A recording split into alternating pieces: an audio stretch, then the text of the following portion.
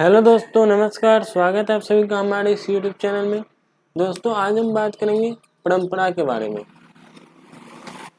परंपरा का परिचय देखेंगे, फिर देखेंगे गुरु शिष्य परंपरा क्या था, फिर देखेंगे सांस्कृतिक परंपरा क्या है, और फिर देखेंगे जीवंत परंपरा क्या होता है, और अंत में देखेंगे इन सब का निष्कर्ष। तो सबसे पहले परंपरा का परिचय देखते हैं। दोस्तों, परंपरा वो होता है जो एक पीढ़ी से दूसरे पीढ़ी तक हम बहुमूल्य चीज़ों को पहुंचाते हैं, चाहे वो मूर्त चीज़ें हों या अमूर्त चीज़ें। मूर्त चीज़ों का मतलब होता है दोस्तों कि जो हमें दिखता है, जिसके बारे में हमें ज़्यादा चिंतन करने का प्रयास नहीं करना पड़ता है, हमें वह प्रत्यक्ष रूप से दिखता है। और जो प्रत्यक्ष रूप से ना दिखे, सिर्फ हम अनुभव कर सकते हैं, उसे अमूर्त चीज़ें कहते हैं। जैसे कि ब्रह्म को हम अमूर्त चीज़ें कहते हैं क्योंकि हम उसका अनुभव ही कर पाते हैं, ईश्वर का हम अनुभव ही कर पाते हैं। लेकिन जो ईश्वर की मूर्ति होती है दोस्तों, उसे हम देख पाते हैं, तो वो हमारी मूर्त धरोहर हुई। तो मूर्त धरोहर और अमूर्त धरोहर दोनों को एक पीढ़ी से दूसरे पीढ़ी तक पहुंचाने की जो तकनीक है, कला है, उसे हम परंपरा कहते हैं। गुरु शिष्य परंपरा क्या था? भारत में बहुत साल पहले, लगभग 3000-4000 साल पहले गुरु शिष्य परंपरा लागू था। उस समय हम श्रुति यानी सुनने का काम करते थे। और दो प्रकार की चीजें होती है दोस्तों, एक होती है स्मृति, एक होती है श्रुति। श्रुति स्मृति में हम क्या करते थे? याद करके रखते थे। और श्रुति में क्या करते हैं? हम सुनते हैं। तो स्मृति और श्रुति दो चीजें हुई वेद को पढ़ने का, प्राचीन ज्ञान को पढ़ने का। तो गुरु शिष्य परंपरा में वो लागू था कि हम सुनते थे और उसे एक पीढ़ी से दूसरे पीढ़ी तक पहुंचाते थे बोलकर। फिर हम बोलते थे, फिर सामने वाला सुनता था।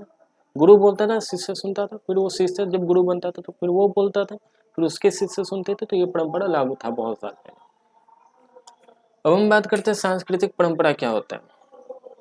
सांस्कृतिक परंपरा के अंदर समाज की जो करंट में चल रहा जो परंपरा है, प्रथाएं, रीति रिवाज, वो सभी आते हैं। जैसे कि भारत में भी कुछ परंपराएं लागू है जिसे हम सांस्कृतिक परंपरा कहते हैं, जिसमें है दोस्तों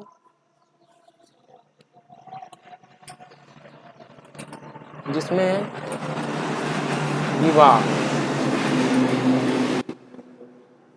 विवाह, मुंडन, जनेऊ, उपनयन,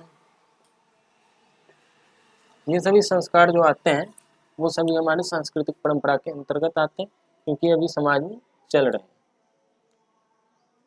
अब बात करते हैं जीवंत परंपरा क्या होता है। दोस्तों, जीवंत परंपरा सभी का एक अपना आदर्श परंपरा होता है। आदर्श परंपरा होता है जो हम लागू करना चाहते हैं समाज में, उसे हम कहते हैं जीवंत परंपरा। हर परंपरा नवीन होना चाहता है, उसमें कुछ नवीन रूल रेगुलेशन लाना चाहता है परंपरा अपने भीतर। तो उस प्रकार के जो आदर्श परंपरा होता है उसे हम जीवंत परंपरा कहते हैं। तो अंततः हम ये निष्कर्ष पर पहुंचे दोस्तों कि परंपरा सिर्फ रूढ़िवादी ही नहीं होता, यानी कि वह सिर्फ लोगों को भ्रमित करने के लिए, लोगों को अंधविश्वास का कारण नहीं बनता, या लोगों के जबरदस्ती पालन करवाने वाली प्रथा के रूप में विकसित नहीं होता। वह नवीन बनाने वाली भी परंपरा या प्रथा के रूप में विकसित होता है।